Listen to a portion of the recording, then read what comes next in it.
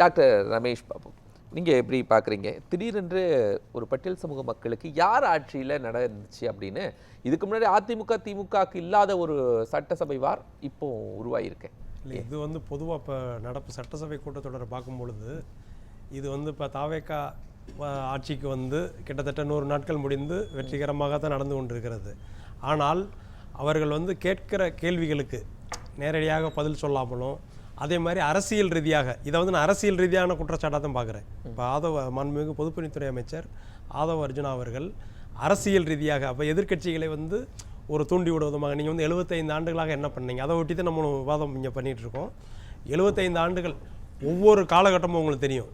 இப்போ இந்தியாவில் வந்து பார்த்திங்கன்னா ஒவ்வொரு காலகட்டத்திலும் ஒரு குறிப்பிட்ட வளர்ச்சி, படிப்படியான வளர்ச்சி தான் பெற முடியும். ஏன்னா அதற்கான சூழல், தொழில்நுட்ப வளர்ச்சி அல்லது நிதி ஒதுக்குதல். ஏன்னா பொருளாதாரமயம் வந்து எப்போ ஆனது, 91 ஆனது. உலகமயமாக்கலுக்கு பிறகு நிறைய வளர்ச்சிகளை வந்து பொதுவாக எல்லா மக்களுக்குமான வளர்ச்சிகளை கொண்டு அரசு திட்டங்கள் மூலமாக செயல்படுத்தி கொண்டிருக்கிறார்கள், மத்திய அரசும் சரி மாநில அரசும்.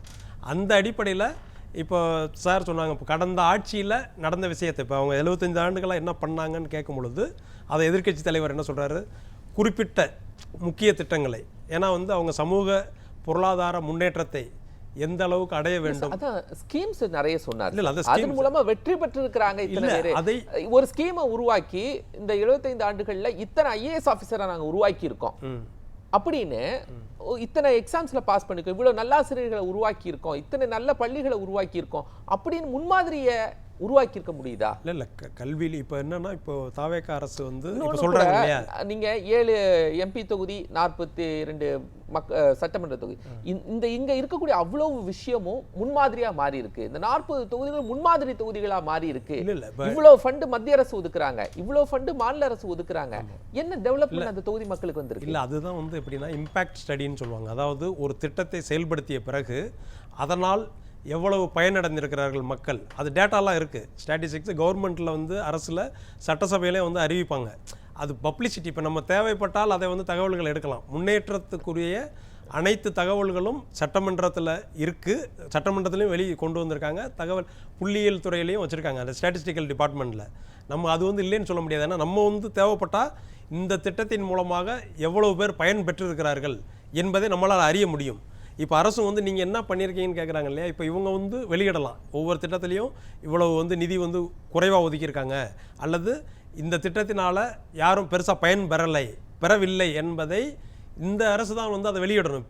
இப்போ வரும்போது பார்த்திங்கன்னா அடுத்த ஒரு வருடம் ஆட்சிக்கு பிறகு ஒவ்வொரு திட்டமும் திமுக வந்து இந்த திட்டத்தை கொண்டு வந்தாங்க, ஆனால் அதனால் வந்து இந்த அளவுக்கு பயன் எதுவும் இல்லை என்பதை அடுத்த ஆட்சியாளர்கள் தான் அதை வெளியிடணும். கடந்த முறையில் ஒரு ஜாதிவாரி கணக்கெடுப்பு எடுத்திருந்தால் எவ்வளவு மக்கள் என்ன மாதிரியான உயர்வை அட்டென்ட் பண்ணியிருக்காங்க, ஒரு சோஷியல் லெவல் இம்ப்ரூவ்மெண்ட் எப்படி இருந்துச்சு, அதை வச்சு நீங்கள் ரிசர்வேஷன் கொடுக்க வேண்டாம், அது கொடுக்க முடியாது, அது சுப்ரீம் கோர்ட் அதை என்ன பண்ணியிருக்காங்க, தடை பண்ணியிருக்காங்க.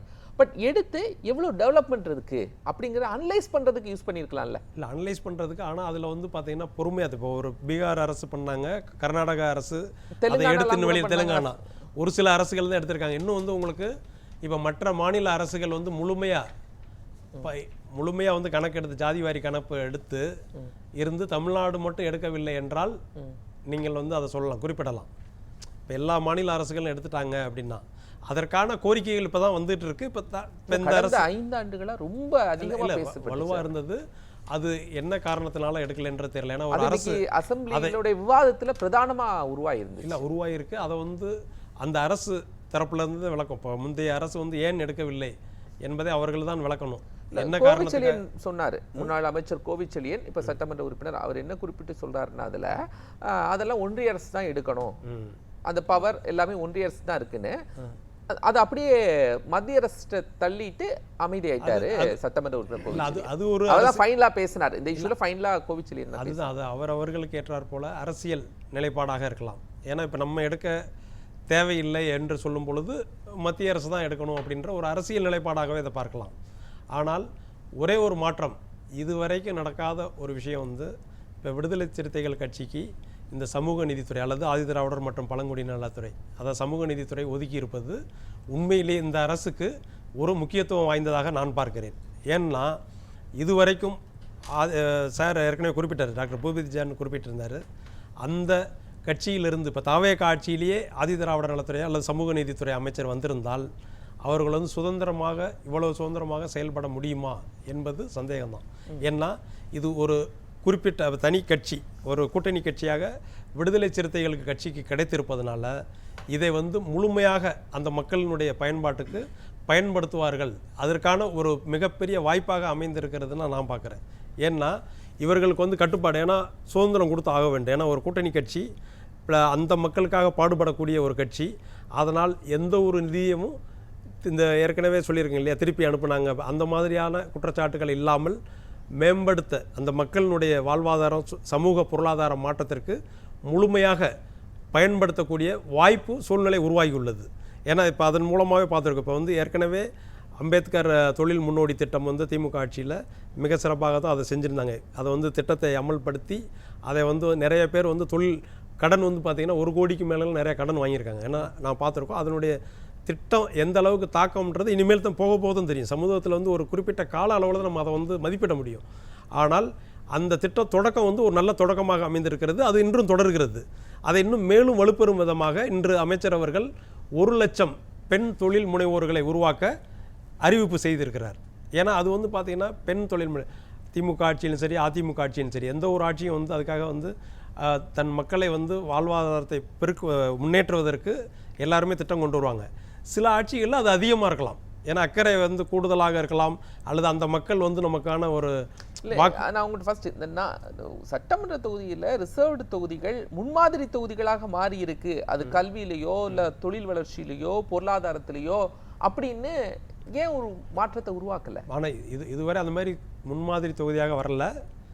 இனி வருங்காலங்களில் நான் சொல்லல, அதுதானே சார் முக்கியமான விஷயம். அரசியல் ரீதியில் அது ரொம்ப முக்கியமானது. அதை சொல்லல, ஒவ்வொரு காலகட்டத்திலையும் ஒரு படிநிலை மாதிரி தான் வளர்ச்சி வந்து சமூக மாற்றம் என்பது. இப்போ சொன்னாங்க இல்லையா, நம்ம வந்து நிறைய ஊர்களில் வந்து தனித்தனியாக தான் வந்து எரியூட்டுகிறார்கள் இந்த இறந்தவர்களை அப்படின்றதெல்லாம் சொல்கிறாங்க.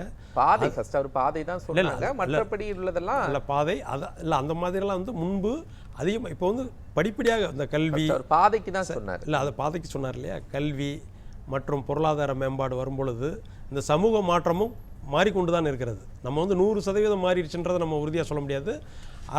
அரசு வந்து என்ன இப்போ டாக்டர் சமூக மாற்றம்னு சொல்கிறார்ல, இப்போ மல்லிகார்ஜுன கார்கே உத்தரகாண்டில் ராம்லீலாவில் போய் பேசிட்டு வந்த பிறகு அந்த இடத்த பிஜேபிக்காரங்க இந்த பஜ்ரங் தளை வந்து கழிவை சுத்தம் பண்ணி யாகம் பண்ணிட்டு வந்திருக்காங்க. டெல்லியில இருக்கிறது நம்ம தமிழ்நாட்டுல சொல்ற சமூக மாற்றம்ங்கிறது வந்து சார் அதுக்காக சொல்லுவாங்க. மல்லிகார்ஜுன கார்கேக்கு பிஜேபி காரங்க பஜ்ரங் தளத்துக்கு வந்து கழுவி ஊத்திட்டு வந்திருக்காங்க.